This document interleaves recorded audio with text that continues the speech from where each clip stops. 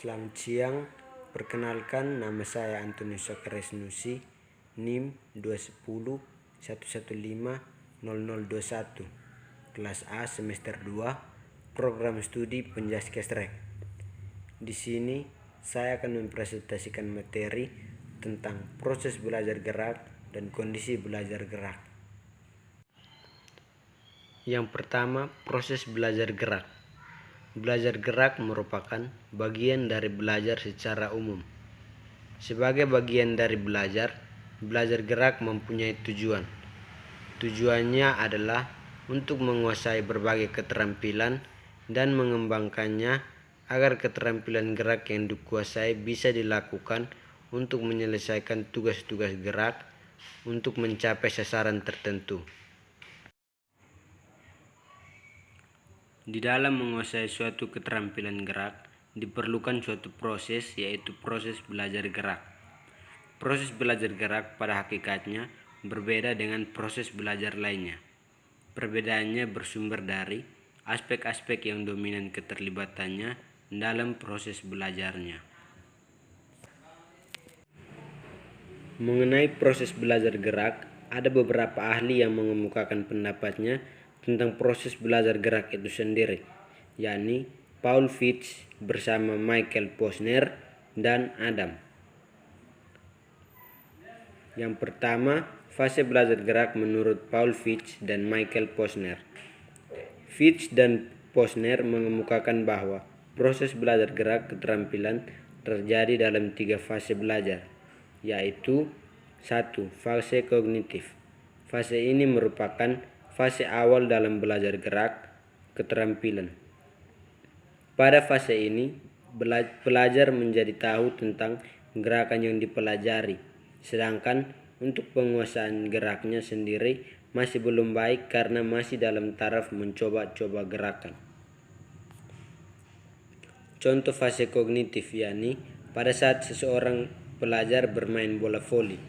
Untuk pengetahuan tahap-tahap melakukan gerakan servis, passing, dan smash, ia mengetahuinya dengan baik. Tetapi pada saat mempraktikkan gerakan-gerakan tersebut, ia masih melakukan beberapa kesalahan. Yang kedua, fase asosiatif. Fase ini disebut fase menengah. Fase ini ditandai dengan tingkat penguasaan gerakan di mana pelajar sudah mampu melakukan gerakan-gerakan dalam bentuk rangkaian yang tidak terendat-endat pelaksanaannya. Contoh, pada saat pelajar melakukan gerakan servis, passing, dan smash pada permainan bola voli, pelajar tersebut sudah melakukannya dengan baik tanpa melakukan kesalahan. Yang ketiga, fase otonom. Fase ini dikatakan sebagai fase akhir dalam belajar gerak. Fase ini ditandai dengan tingkat penguasaan gerakan di mana pelajar mampu melakukan gerakan keterampilan secara otomatis, walaupun pada saat melakukan gerakan itu, pelajar harus memperhatikan hal-hal lain selain gerakan yang dilakukan. Contohnya, pada saat melakukan smash pada permainan bola voli, pelajar bisa melakukan smash tanpa memikirkan gerakan awalan atau bagaimana meloncat agar bisa memukul bola sambil memperhatikan sasaran kemana bola harus dipukul. 2. Fase belajar gerak menurut Adam.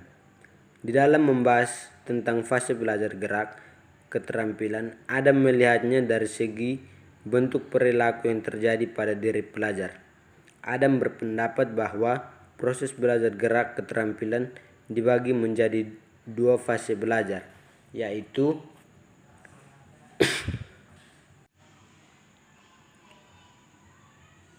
yang pertama, fase gerak verbal.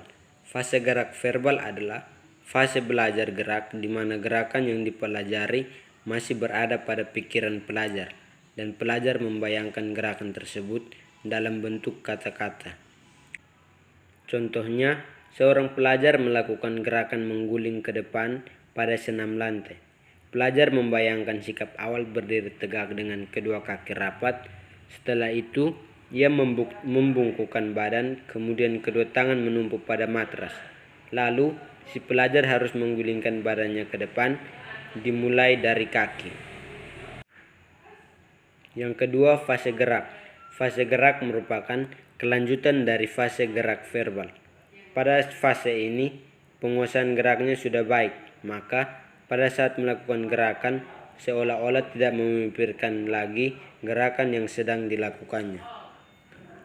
Contohnya, pada saat seorang pelajar melakukan gerakan mengguling ke depan, saat berada di belakang matras, ia langsung melakukan gerakan tersebut tanpa memikirkan apa yang harus dilakukannya pertama-tama, lalu dilanjutkan dengan gerakan lanjutan, yakni kembali berdiri seperti semula. Yang kedua, tentang kondisi belajar gerak. Kondisi belajar gerak merupakan suatu istilah yang mau digunakan di dalam dunia pendidikan yang mempunyai istilah tertentu. Kata kondisi berarti keadaan atau isyarat, sedangkan kata belajar berarti terjadinya perubahan, pembawaan, atau kemauan setelah terjadi proses edukatif. Kondisi belajar adalah suatu keadaan yang diperlukan agar proses belajar bisa berlangsung sesuai dengan tujuan yang hendak dicapai. Kondisi belajar sangat menentukan pencapaian hasil belajar. Kondisi belajar yang sesuai dengan keperluannya bisa memberikan kemungkinan pencapaian hasil yang baik. Sebaliknya, kondisi belajar yang tidak sesuai dengan keperluan bisa mengakibatkan pencapaian hasil belajar yang tidak baik pula. Kondisi belajar gerak meliputi dua macam kondisi, yaitu kondisi internal dan kondisi eksternal. 1. Kondisi internal dalam belajar gerak.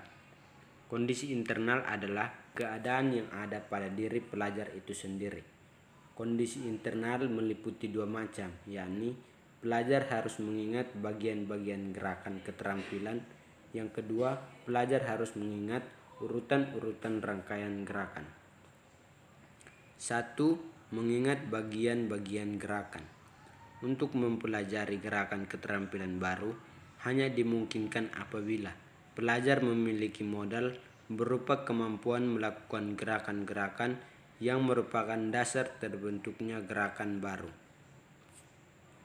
Contohnya, dalam belajar bermain tenis, agar pelajar bisa bermain tenis dengan baik, maka ia harus mengingat bagaimana melakukan pukulan servis, bagaimana melakukan pukulan apabila bola berada di sebelah kiri dari arah tubuhnya.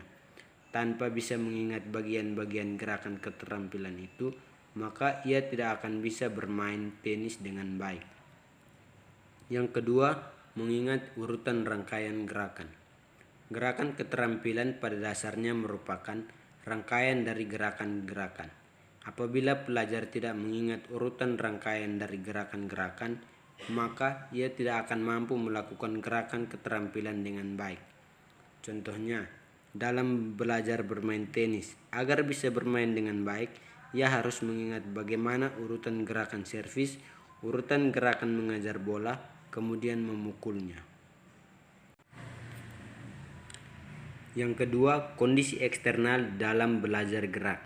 Kondisi eksternal dalam belajar gerak adalah stimulus dari luar diri pelajar atau perlakuan yang dikenakan pada diri pelajar agar proses belajar bisa terjadi. Kondisi eksternal meliputi 4 macam, yakni sajian instruksi verbal, sajian instruksi visual, kegiatan praktik, dan penyampaian umpan balik.